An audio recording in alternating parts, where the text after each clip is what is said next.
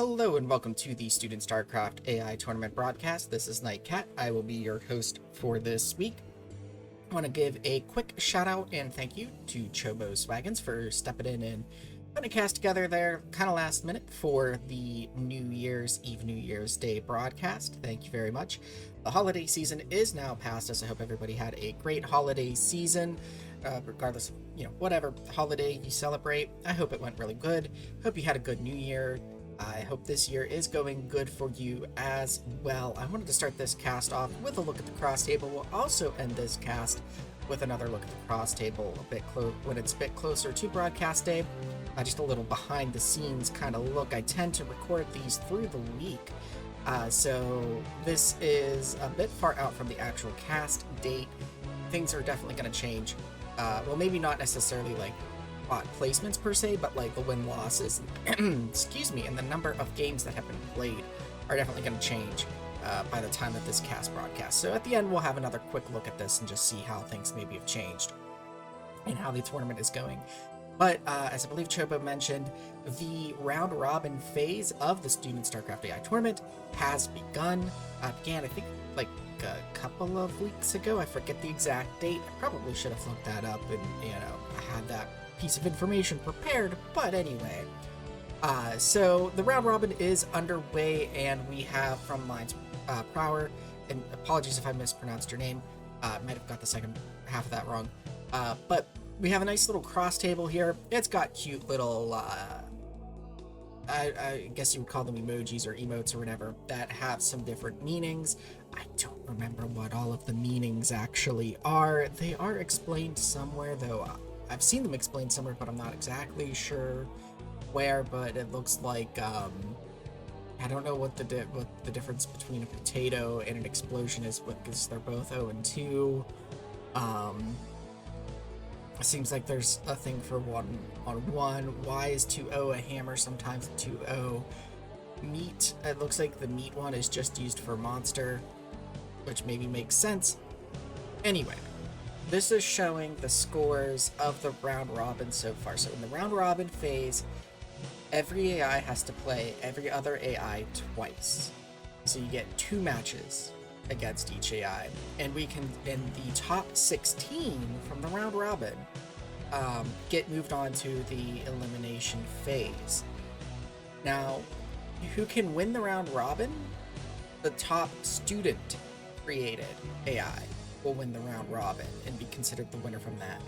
But every AI has to compete in the round robin in order to qualify for the elimination phase, and non-student AIs can qualify for the elimination phase and win the elimination phase. So we can see, what I like about the cross table is you can very quickly see who the top ones are, because it's the lit up spot here, and you've got the darker spot for the AIs that are currently not qualifying in the top 16. And what's nice about this too is you can see how typically because there's this line here, right? And that's because you can't play yourself. But a lot of the times, down and to the left are like 0 and 1s, right? Or like mostly losses, because that typically means that that's a lower AI losing to a lower ranked AI losing to a higher ranked AI. And apologies, for some reason my body is just struggling with basic functions at the moment, apparently. I'm trying to record this. But it is interesting to see that there is an occasional 1-0, like Infested Artosis, for example, has a win against Monster. Kind of interesting to see. But obviously Monster is the 6th rank, and Infested Artosis is down in rank 36. Because in round robin, it's important to be very consistent and have a good win percentage. And we can see Infested Artosis has only won 37.1% of the game so far, while Monster has won 86.8%. So it's still awesome to see that it was able to take a game off of Monster, but in terms of winning the round robin phase, like, that doesn't necessarily help, because it needs to be consistent more across the board in order to do that. I just noticed Willie T's 2-0 icon here is a pretzel. That's kind of interesting. But yeah, Infested Artosis, I think this is its first round robin phase. I'm just taking a quick look at the names to see if there's anything else. It's kind of newer here. nothing is jumping out at me at the moment. I think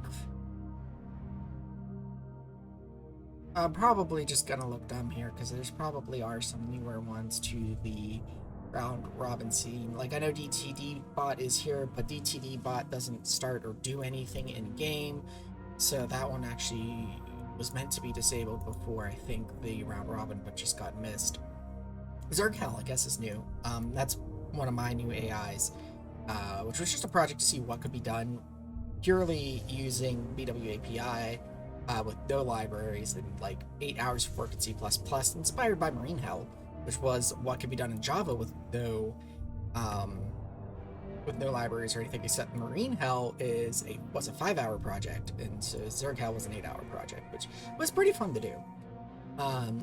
Just trying out some different techniques to accomplish like the same tasks that I've done in other ways, and techniques that I thought would be a little bit faster to implement as well. So it was a fun thing. And also goes to show too, definitely products like Stardust, Banana Brain, Beta Star, etc. Like, those definitely have way more than 8 hours into them, right? Purple Wave has years of development, same with Microwave, Brave Z, etc.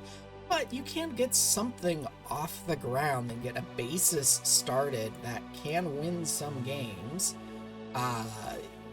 relatively easily, I would say, if you know how to program. So if this is something that you're interested in, I say give it a shot. It's fun. There are a lot of libraries that make a lot of things easier, and I do recommend using them and not going the route I did for Zerghel. Oh, that's cool, Blue is in progress. Where you restricted yourself from using them. But I think that's enough about the cross table for now. Like I said, we'll come back to this at the end of the cast and see how things have changed. But let's go ahead and dive into our first game for this week. Starting us off here with some human versus AI recommended game from the Discord. We have our human player going by the screen name Schnail, spawning in the top right of Fighting Spirit, going up against Crazio, spawning as the red Terran down in the bottom right. While I dislike Fighting Spirit as a map, partly due to its age, it is the map that I choose to typically play against the AIs on when I use Schnail. Mainly because it's the map that's in the Schnail pool that's still on the ladder today, so it's a relevant map, even if I have it vetoed on ladder. Looks like we've got the human player here. Looks like they're going to be doing something mostly standard, I would guess, because we've got an in-base pylon, nothing too funky. Crazio going for the natural wall here. And okay. We're just making probes? Oh, this is gonna be a Nexus first. I'm like, where's the gateway? I thought it was a 12, or when you go Nexus first, you're supposed to do it on 12? Like a 12 Nexus, but maybe this is something slightly different, or 14 Nexus is maybe a thing. I don't know. I thought people called it 12 Nexus or whatever, but either way, Nexus is in the natural, pylon on the way. We'll see if Crazio... Although Crazio, did they send out a scout? I don't think I saw one. So with the wall, they might not be scouting. The factory has started, though. Gateway out. Core is started now. And another pylon on the way.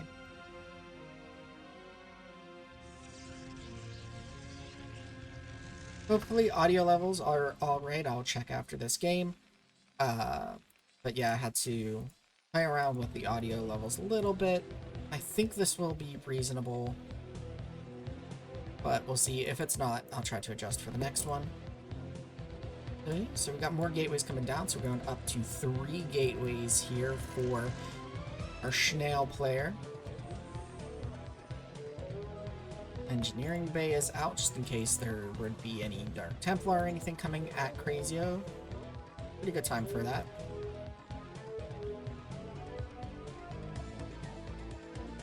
Two machine shops on the two factories. You can support that, but typically you'd want your natural already. It looks like Crazy though is going for like just a two factory push here, I'm thinking. Two factory push off of one base can definitely be a powerful move. But maybe not, because it's just the vultures going out. The tanks are hanging out in the back. We've got vultures, speed on the way, and siege mode is done, it looks like.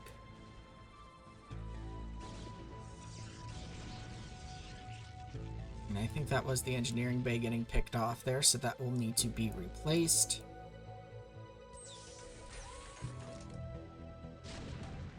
Now our snail player checking out what's going on, and yeah, there's still no expansion from Crazy. It's like crazy late. Some probes getting picked off here. I'm not sure. Oh, okay, so our snail player going ahead trying to expand over to that other natural, but vultures catching a lot of those probes in transit. Almost evening out the worker count. While Crazy has only been producing on one base, that was a lot of probes that got picked off, but our Protoss player is still going to be on 3 Nexi and actually starting up a 4th Nexus, so we're really just going for greed here, taking lots of expansions. Maybe needs to be a little bit careful of mines, and I think that's why the Dragoon Brigade here is kind of not moving too far. It chased a little bit, but then went right back to where it knew it was safe, because those Dragoons have been standing there before. Another pack of Dragoons as well there. The observatory is on the way now, so we've got about as much greed as we can get without observers. We're also starting up our gateway farm in the other main. I'm thinking it's looking really good for our human player at the moment, but Crazio, if they're able to like snap into that crazy bot macro phase, our human player could still be in some trouble.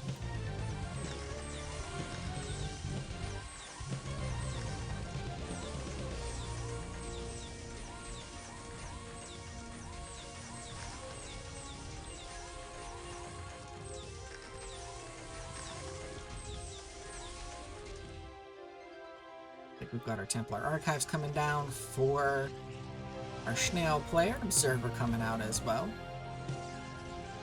See, I don't think there's an observer out on the field just yet for the snail player. I like this trail of mines as well. One mine still maybe connects. Dragon missing its shields there, but it looks like it hit minimal things.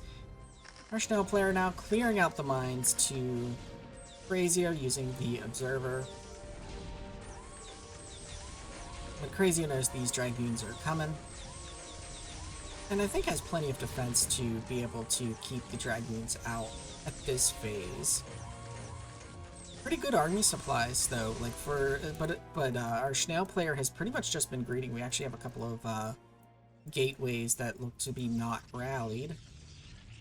But yeah, we've just got this pure Dragoon production, but it looks like Crazio's push is coming in just as that just as the production from all of that greed is kicking in for our snail players. So the question is, will they be able to muster up an army that can squash this push in time? They need to get these goons across the bridge. It looks like they are engaging now, and the tanks not able to siege. They're caught unsieged, being forced back.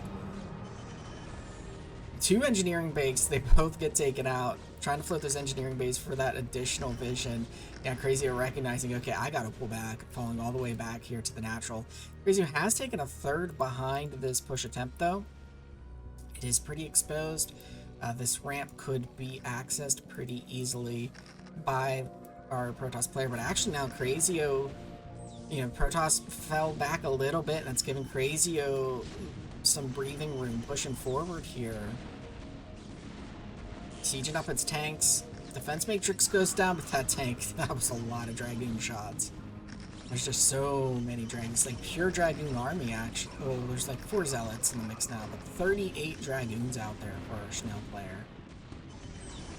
And this is part of, I think, the difference that you see between like human and AI, right? Like for a bit during the fight, there was no production going on, right? Whereas if this were an AI, that production would have been constant. Good repairs on the bunker. Our Snail player maybe overstepping a little bit here, losing a lot of goons. We'll be having quite a few pop out here after that macro round, but still, that was a lot of army to lose. And Crazy's actually taking a fourth, especially that focus trying to dive into the natural here. You know, that's allowing Crazio to just take more bases on the map and not even needing to really properly defense them. There is one tank here. There is one tank here trying to figure out where it wants to go, I guess. It's like got behind the mineral patch somehow. Can't figure out where to go. But yeah, Crazio relaying down those mines. Okay, goon turned into blue goon soup juice there for a moment, probably from a mine. Yeah, I mean, our human players got really, actually probably too many workers up at 81. Taking another base. Every base for the human player is still mining. The Crazio supply is like dangerously low to be trying to push out here. Yeah, I think Snail's just gonna be able to crush this, but our Snail players gotta run into a problem if they don't stop Crazio from taking bases here. They're just not gonna be able, I think, to win this in the end.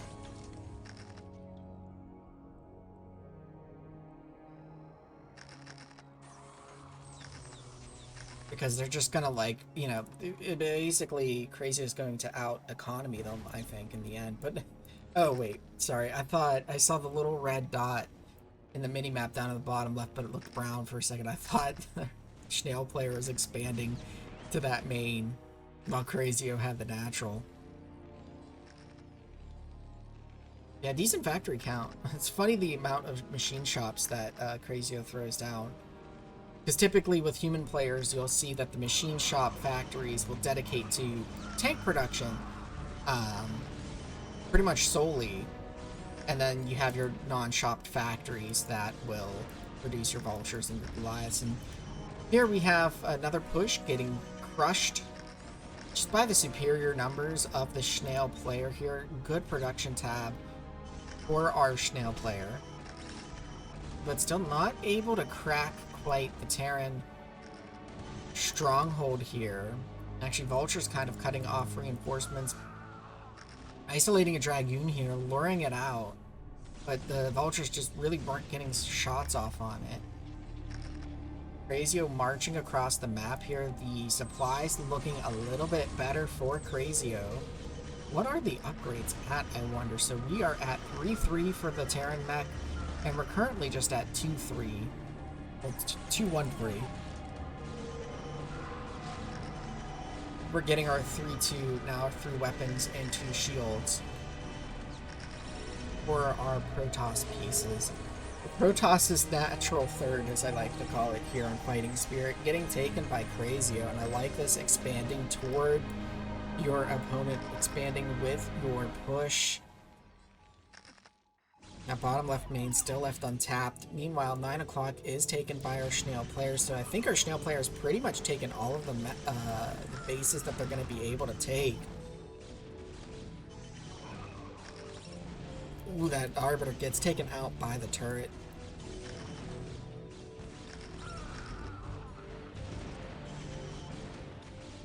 We are getting 2 Arbiters at a time, though. We're throwing down a couple more Stargates. We might see a transition to Carrier, but I don't know if that's really a good choice versus this Terran AI, as Crazio is probably going to be able to get a lot of Goliaths very quickly and also be very effective with them. Yeah, we have another Cybernetics core coming down, so it's going to be a Carrier transition here.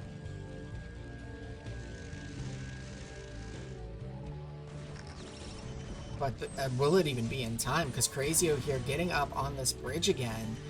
But because our Snail player does have the other main, they're able to attack with a nice arc here from the left and not even have to worry about that. But Crazio's doing a good job of keeping Snail's army low.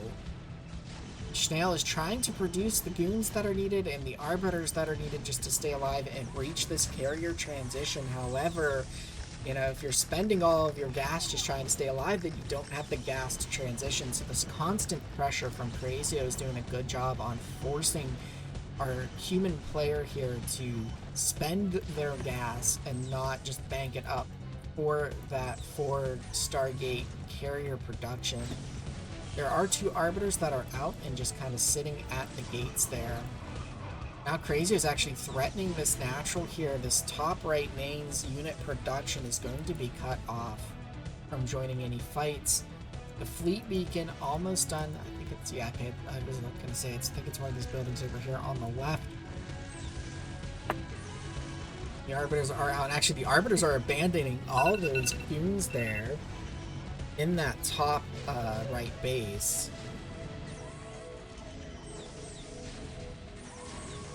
Maybe we'll see a recall to pull them out. But yeah, they're not even like trying to keep this force at bay or anything. They're just in hold position until they die. Oh no! Oh, here come the goons. They're trying to fight now, but yeah, they're just not going to do too much. I mean, I thought maybe we would see like a slick recall, but recall might not even be. Yeah, recall's not even researched, so no recall for us, unfortunately. But the carrier production has started, and actually the Stargates. The Stargates in this top right being abandoned in favor of just throwing down more Stargates here in the top left. And actually, I think more than Schnell can realistically produce out, but we do have 4 carriers here with the Arbiters. Carriers paired with Arbiters might be enough. But it looks like Crazio has caught wind of what is happening. We can see the Goliath starting to be produced here for the Terran player.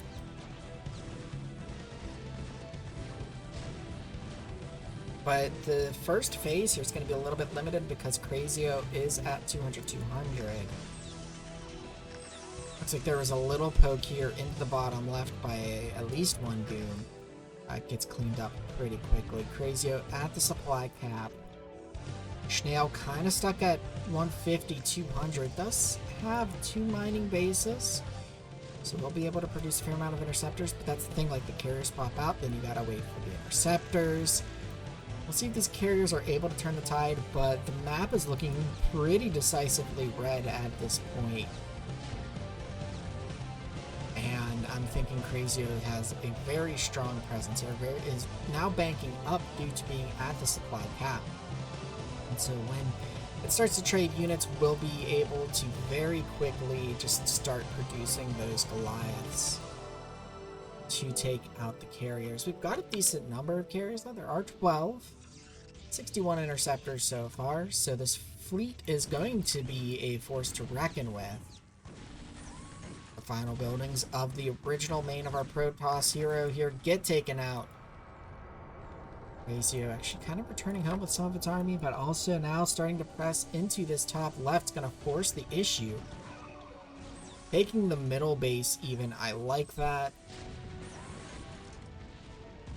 And yeah, Schnell, our Schnell player, trying to hold out for as long as possible, get as many carriers as possible with as many interceptors as possible. Don't need to really worry about this natural here. It's mined out. This base you maybe want able to save a little bit, but it is running a bit low on minerals. Whereas the carrier fleet actually letting the base get destroyed here, attacking this bottom left, trying to hit Crazio's economy.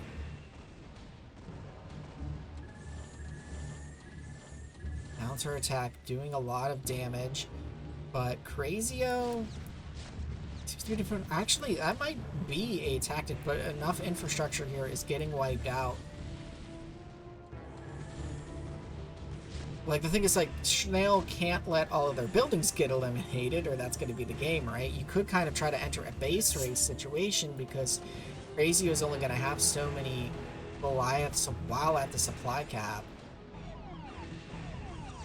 And won't be able to produce more, so you could try to use that to, I'm going to take as many of your buildings and as much of your economy out as I can, so that way you're just then stuck with the army that you have, right? And even if you've got a bank, you might not necessarily be able to replace those units with Goliaths. We can see almost pure Goliath. We've got some Marines coming out as well. Marines can shoot through interceptors pretty fast too. Yeah, as that tank number thins, that means the Goliath number is going to grow more and more. We've just got full commitment to carriers as well. We've got pure carrier production. There was one probe coming out for our Protoss player. 16 carriers on the field for now. There's the occasional carrier, though, getting taken out by Crazio.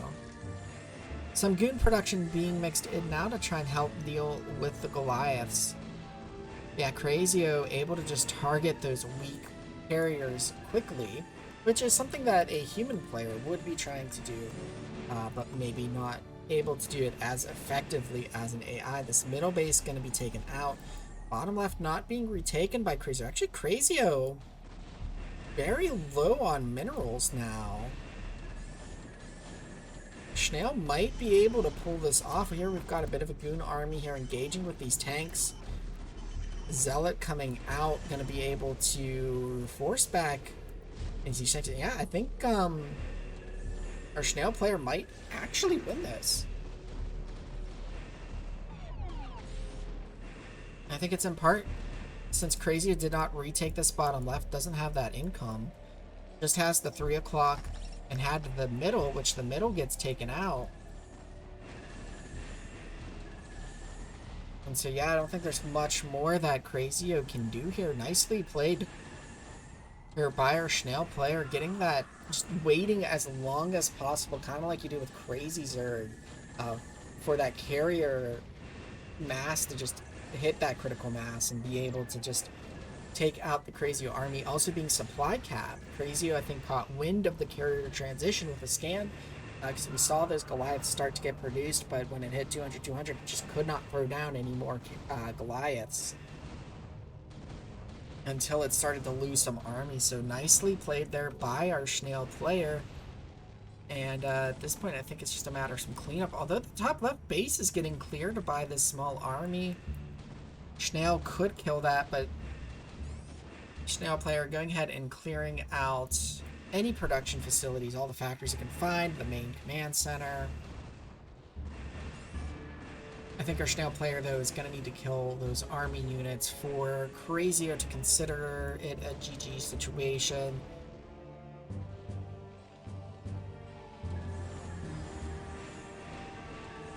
Observer getting picked off.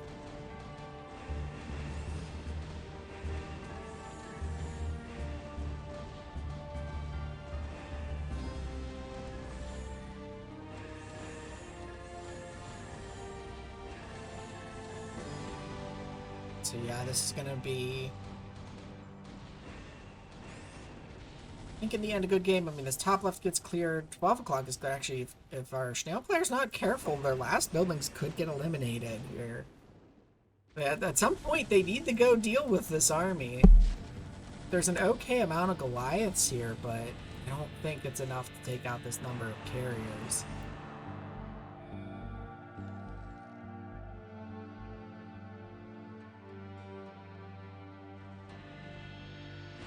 Now the fighting's actually going to be close to where the carriers are.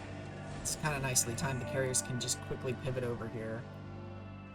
Take these. Oh, the pro's trying to establish something in the middle here. The Snail player does need to be careful because they only have 1,000 minerals, but that should be enough, more than enough for the interceptors they're going to need. Yeah, and Crazio's Goliath army, a few Goliaths getting picked off.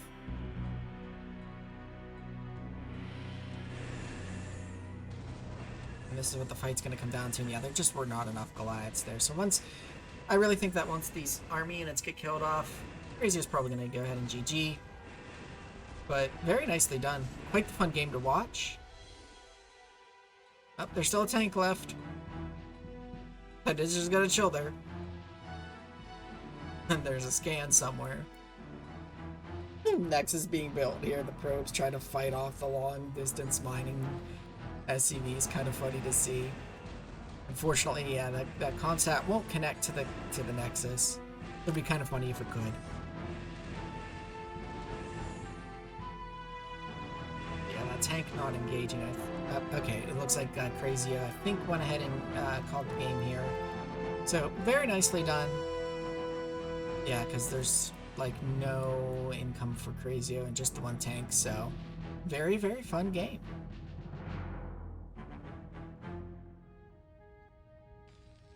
So I am a little bit of a doofus. I got a decent portion, I think, through this replay, and then realized that I was not recording. So, whoops, my bad. Our next game is another human versus AI game. I know part of what's going to happen here, but I can still commentate on what's happening. We've got our snail human player. We're on Big Game Hunters, which is a map I don't think I've cast in a while, if I've casted it at all. I think I've cast at least a game on here that wasn't like a free-for-all.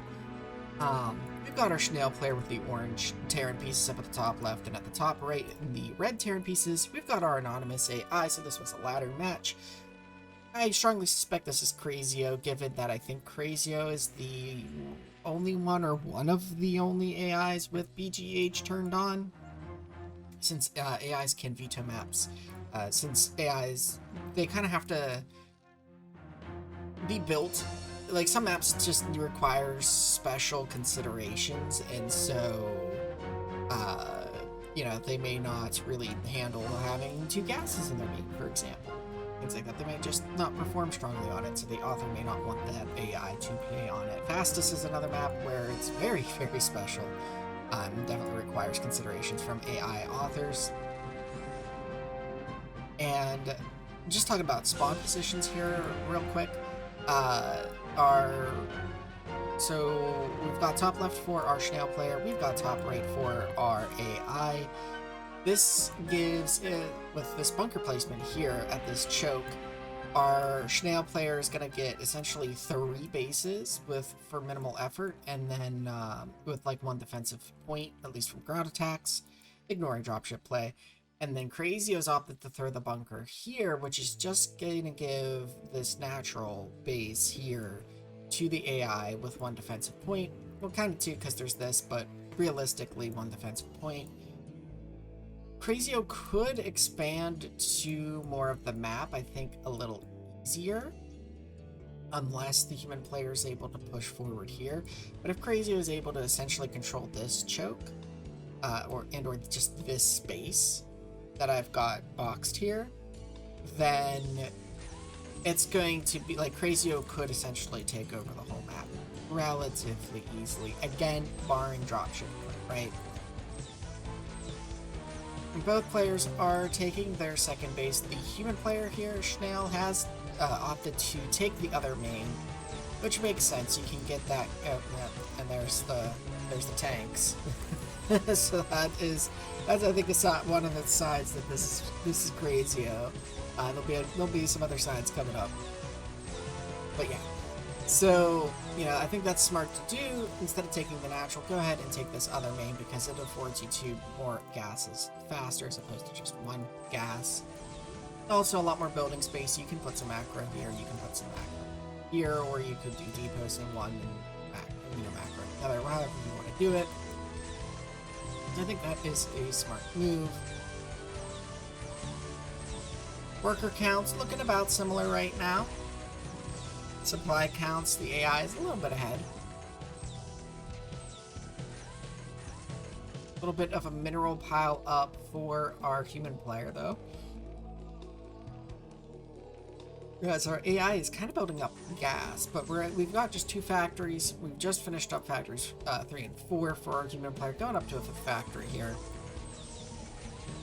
Starport coming down for, I think, is that a Starport? Wait. Yeah, Starport is coming down one of these 2 buildings. Okay, so that's the factory, then it's going to be the Starport. Upgrade-wise, upgrades always important in TBT. We've got 1-1 on the way for Crazio. Really, the vehicle weapons in the 1-1 just getting started here for our snail player.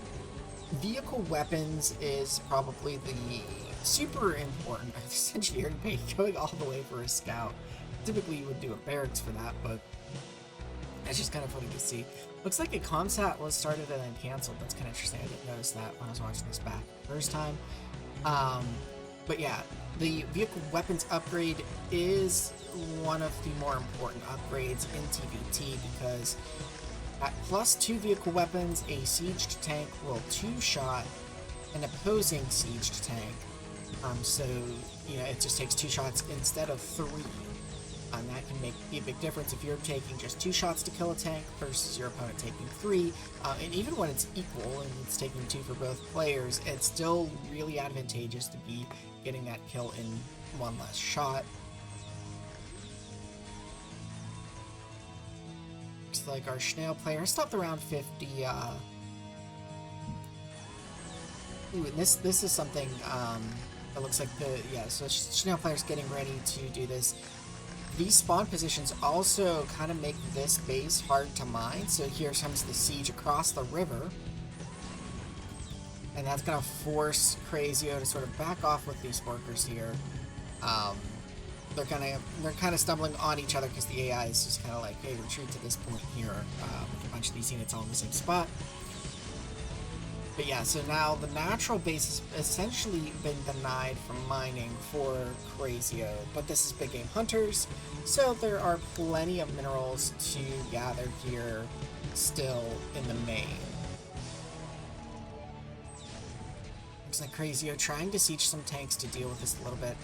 But what's interesting about the AI's approach here is it's sieging tanks like most sort of just out of range. I think it did take based on the Rebel here, a couple maybe turrets were taken out, or something along those lines. But like, our Snail player can't just walk across this river, right?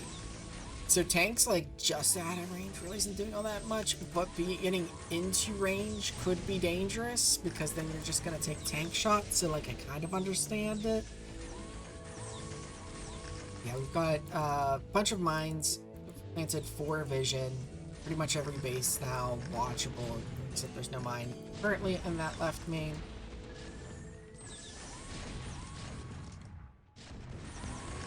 But Crazio doing a good job of making sure that our Snail player is not taking any additional bases. However, its own growth seems to have stunted a little bit. Now, being BGH, like, getting a large number of bases I don't think is nearly as important as other like normal money maps. It looks like we've got dropships growing here, so we'll probably see some sort of drop play from our Snail player. Looks like the tanks were repositioned to try and shell this location here, but the buildings are safely placed back to where they cannot be reached by the tanks, but any units taking this path might be in peril of some siege attacks. Looks like an occasional worker unit are being picked off here. Actually, the tank's moving a bit more forward now. But I think... Okay, yeah, this position here, down to just 1 tank, but also the dropships being loaded up. I think. I heard something. Might have been a bunker, though. The bunker here has been taken out by the tank line, so it's just tank line against tank line here. Yeah, the Goliaths being loaded into the dropships now. Okay, so we've got 4 of Goliath, 2 of tank, and here comes the drop into the main, trying to carpet drop because of the anti-air that was around, but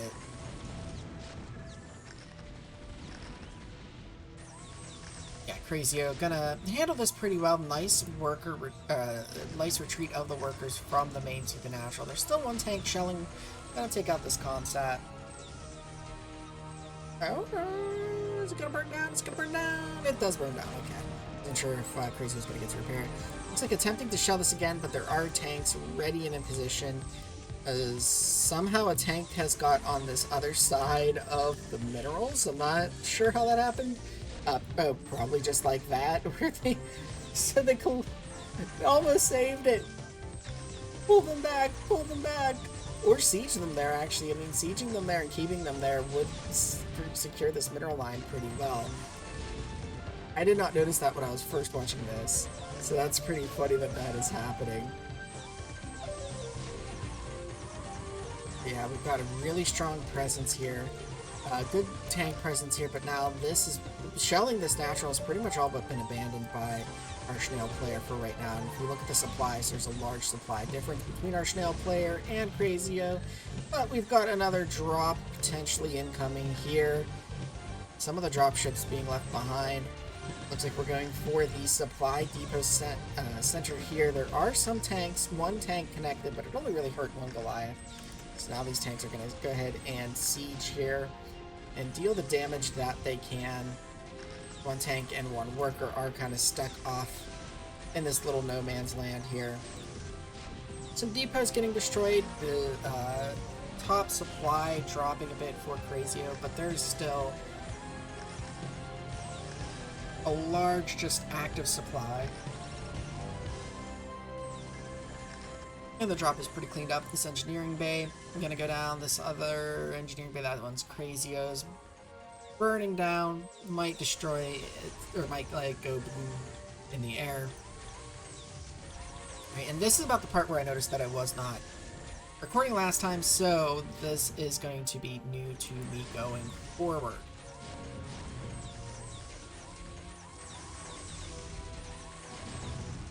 It's like we have tank line first, tank line still here. You've been doing a good job of not letting this tank line really get pushed back by Crazio's tanks. That's one thing that the tanks are pretty, like the AI, Terran AIs, or Terran AIs like Crazio that do these tank lines are pretty good at, is sort of inching forward. Because a lot of the times when human players will break a tank line, they, you know, will utilize dropships, drop in there, which is a good technique. They'll unsiege and just like sort of push forward with everything, and then some stuff will siege and some stuff will just try to get close to the sieged tanks. Oh, there's another drop happening here at the depots. So I think our snail player has identified that this is a spot where they can get some damage done, maybe a little bit more than behind the minerals.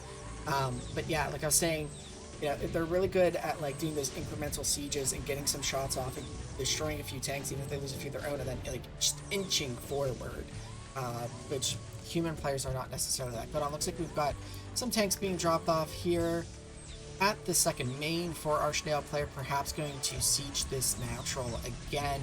But banks are building up for both players. So we're dropping off more units at the second main, and yeah, we kind of have to do this sort of dropship move because it's not exactly safe to move across here. The units would get shelled by Crazio's tanks. A large tank force building up here for Crazio as well. I'm wondering what's going to happen here, if it's going to be another large-ish drop and then maybe come back, grab more, and then drop these guys, or if they're going to siege. It would be kind of cool to see them siege like here, to siege here and protect, and then siege. One tank did get a good shot off, but looks like the human player going to deny this natural again. Both players are at 3-3. Our snail player has maxed out though. Looked like maybe able to hit that, the tanks are able to hit those buildings when there is vision maybe, and here comes a really nice big drop, but a bit clumped up. The Goliaths kind of stumbling on the tanks, not quite able to get shots off. This will force Crazio to pull back from the front almost entirely. Snail player could use this opportunity to push this front forward a little bit, but perhaps is busy actually now taking what was over in that natural base, looking for a spot to land. There is a Wraith, needs to get the Goliaths out and does get them down, but lands in range of the siege tanks there, so unfortunately those reinforcement units get taken out, but these three tanks are still being a menace. It's going to get cleaned up, but that looks like a lot of damage for our snail player on Crazio.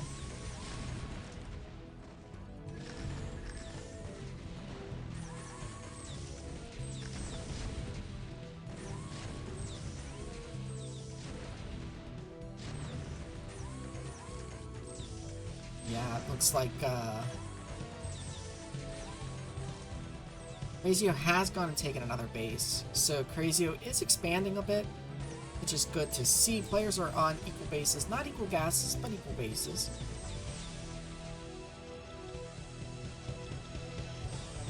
If we look how fast Crazio is like, wait, where are the two? There's a factory down here now. It's not really rebuilding like where things got destroyed. What is this? Oh, barracks. Okay. Needs to rebuild the barracks in order to rebuild the factories. Now here we've got another drop coming in.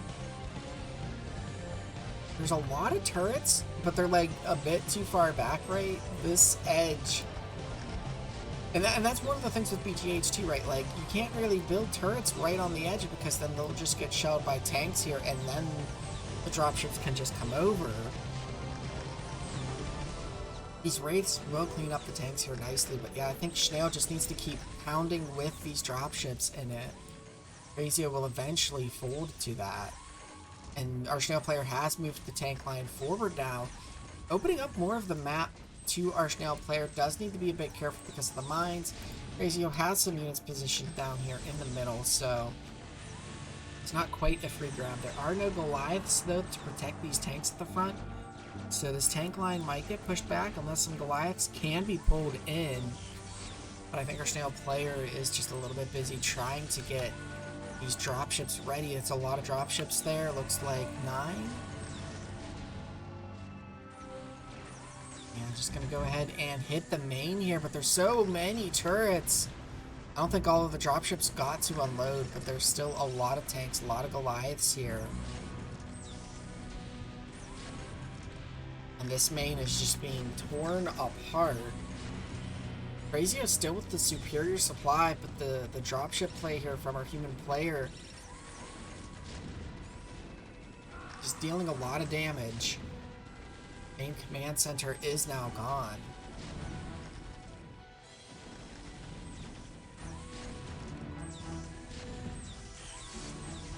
And yeah, this tank line unfortunately gets taken out. Snail player realizing now that they need to reinforce this. But the army of Crazio is so anxious to get in here, stumbling on itself. Perhaps impacting its effectiveness a little bit. And I think it might be killing its own units here with the siege mode.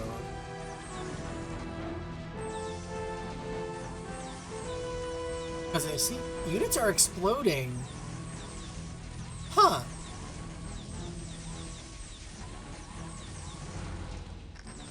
There were no shots being fired, but tanks were just exploding. Yeah, I think it's like trying to siege while it's stacked on top of minerals and gas and like maybe even other tanks exactly, and that's causing the thing where it just explodes them. So Crazio giving up some units there unintentionally, I think. The human player has kind of reestablished the old tank line that they had here. And then I think, yeah, there was another drop over here. There's most of the Goliaths left, though there's a tank still. This main is being cleaned up. I think the human player probably has this in the long run, unless something crazy happens and Crazio is able to bust in here. Our Snail player is letting their supply get a little bit low. Looks like Snail player... Ooh, the mines! Supply dropping pretty nicely there, but a little bit more for Snail than it did for Crazio. But yeah, all those sieged units on top of the mines there really hurt Crazio's supply count, and like the main essentially wiped out. Crazio's just living on the map here. Not even taking another main, just like, okay, I'll throw my depots wherever I can. I can only hit up to 164 max supply right now, which I think is part of the problem.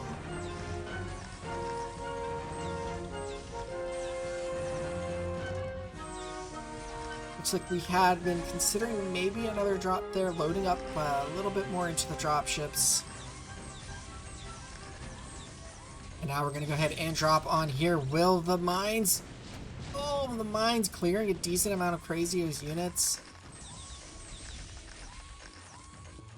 And I think that's kind of what Snail is relying on, and then Crazio is just kind of replacing those mines. It's generally not a good idea to have mines underneath your army because of things like that happening, right? The thing is, again, because this is BGH, I don't know that Crazio is ever really going to run out of money. It would be nice to see a few tanks, though, reposition here and sort of deny this space since the main is gone, but I don't know if maybe our Snail player is assuming that the main has been retaken or not. But it seems like the effort is really to try and kill this army that's out front here. And we'll see if Crazio's sieged tanks end up. Okay, yep, there's one that died trying to siege on top of the mineral patches.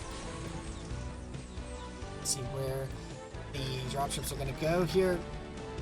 Whew, they cleared up those mines, taking minimal damage. Trying to move forward here, but yeah, there's just so many mines everywhere. But yeah, this middle base is going to get hit. Something to do with mine drag there, I think. So that tank, but now this middle base here cannot be mined. So Crazy back to 2 bases, going to go ahead and re-establish the main now. Because I don't think this is going to fully clear this base, but is definitely doing some damage here. More factories coming down for our Snail player, which I think is a good thing. We just had 8, and then yeah, just 8 factories to produce off of. No reason to not throw down more when you've got that second main. You've got tons of space for them. And you have the command center being lifted from the middle here since it cannot be mined from. The main is being re-established though. So it seems like the gains that our Snail player made have fallen. And I'm thinking, I wonder if our Snail player might just give up. I mean, they're getting this powerhouse production set up though. In theory, they could get Q's the 5 deep in all of their factories. They could maybe outproduce Crazio. Crazio does have a lot of factories too, just based on that production tab, so maybe not. Interesting, the command center went ahead and landed there. Looks like we're going to have another drop attempt here, but we'll see where they choose to go. They're going to drop on top of the army here. Which, oh, that was massive. Large number of tanks, but so much lost from those dropships as well.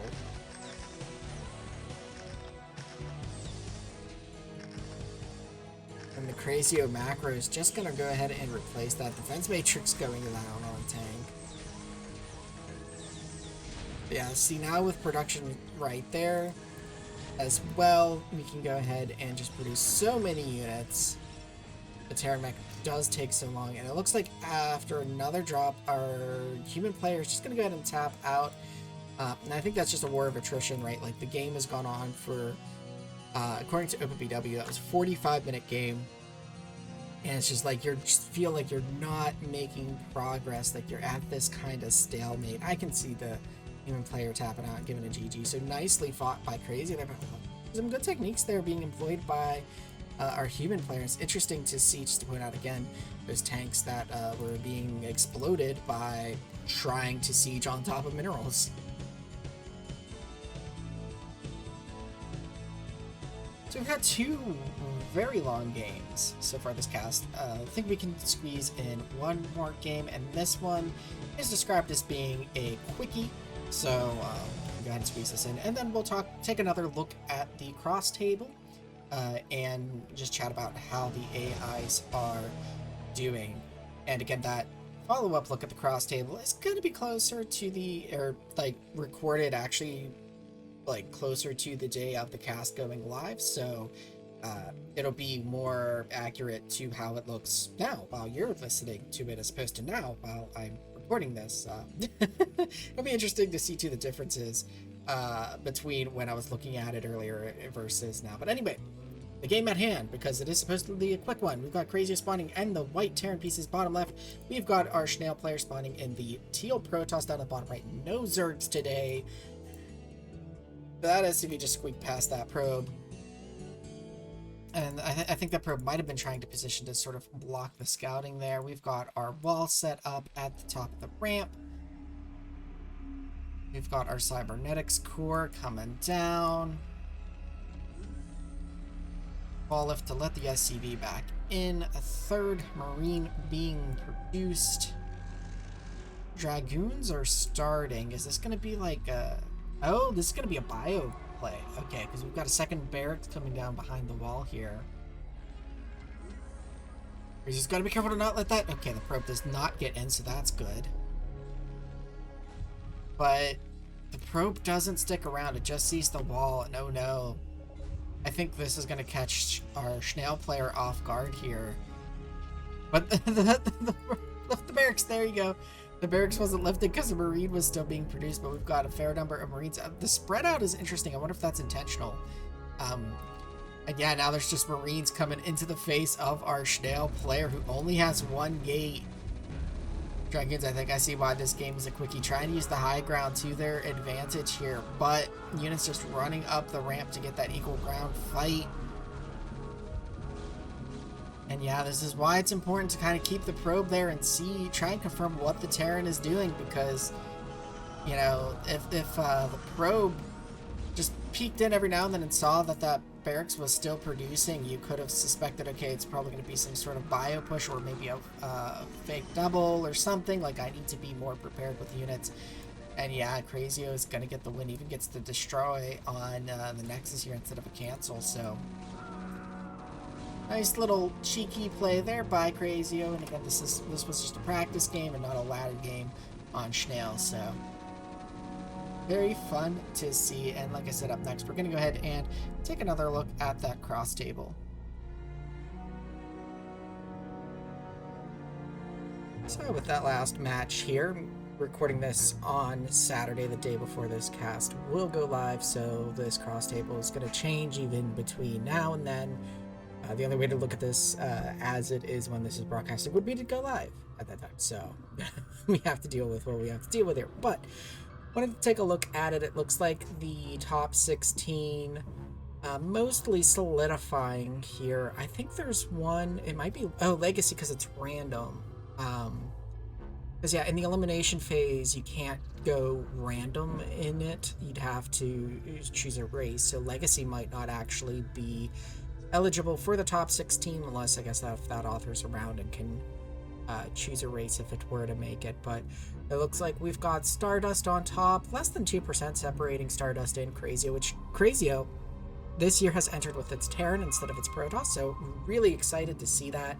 And it's hitting the top too, so it's definitely a strong bot. And I mean, it does well with its Protoss as well. It's typically in the top 16, but maybe this is, you know, a year Crazio can make a, you know, the Terran can make it. Obviously, it's making it through the round robin phase, but I mean, maybe it can make it through the elimination phase as well to the finals and take it. But we will see. It looks like it's only got 5 losses. Looks like out of the top 16, the only 2 that have given it a loss so far are Purple Wave and Stardust, which it's waiting for rematches with, as it's only played 1 game against them. It's also lost a game, it looks like, to, what is that, Chris Cokes, which is, I think, a 4-pool bot that sometimes also, that transitions out of that 4-pool into, like, Muta Play, and I think sometimes it might go straight to the Muta Play. It's been a while since I've seen a Chris Cokes game. Looks like 1-on-1 against Insanity Bot on the lower end, but for the most part, it's winning its games. Which is really cool to see. Also, 1-on-1 against a Rackhammer, I think that is. Yeah, Rackhammer. Which Rackhammer, I think, is. Isn't it? Or no, I think that's a Zerg bot. Or is this a Rackhammer, real quick here? It's run. Oh, there it is. Yeah, so yeah, that's a Zerg bot. That's floating at about 50%. And my little pet Zerg Hell down under 30% win rate, so. Let's see here. Who else is maybe of note to talk about real quick here? Looks like Steamhammer going to be in the 16 at 72% win rate. Looks like they've pretty secured their spot. Really, the bubble right now, like, if Legacy can participate in the elimination phase, I'd say, like, the bubble is kind of between the Gravesy and Legacy right now. But if Legacy cannot participate, then it's going to be Dave Churchill to burst the bubble here and make it into 16. But Dave Churchill is also random, but I think the author may or may not be able to pick a race for it. But then there's also Tomas Vida that would be next. And so I think the top 16 looks relatively stable. There may be some changing between who's in what position in the top 16, but the top 16 looks pretty set at this point, I would say. I don't know why that gets a little spy emoji going to no. But it is interesting to see these sort of quote-unquote upsets, like, for instance, Monster 2-0's Stardust, but Stardust is higher ranked in win percent than Monster overall. Beta Star has a win against Stardust as well. We've got Purple Wave, who has a win off of Crazio and a win on Monster. So yeah, it's interesting to see where those sort of upsets are and what that might mean for the best of 16 as well, because for instance, if Stardust and Monster play, or in McGraves Z, end up playing in the first round of the elimination phase, well, Stardust did 2-0 McGraves Z, but if somewhere in the elimination phase Stardust plays Beta Star, and Crazio is able to avoid Stardust through that up to that point, then maybe Beta Star knocks out Stardust, and then Crazio is 2-0 against Banana. Great. So, or sorry, that's Banana Crazio one. Beta Star. Actually, Crazio has not played Beta Star yet, so I can't know how that would play out just yet if that sort of scenario happens. So it's very interesting to see. I'm excited to see, when this concludes, where everybody's going to be. I don't think it'll be done next week. But we'll see, when this wraps up. And of course, every game from the elimination phase will be cast, so that's going to be a pretty exciting time when everything is ready to go. But again, I want to thank everybody for tuning in. It's been a blast casting the games that are recommended in the Discord channel. Please continue to recommend games, because even when we are casting the elimination phase games, when we are done with those, it's nice to have a backlog of games in the recommended channel to get through. It really helps us out. Sometimes finding good quality games can be tricky. Sometimes some of these casts I have, they're like 10 games, but they're all like 5-6 minute games, right? Like today was a lower game count cast, but very long, good quality games. So we really appreciate that as casters.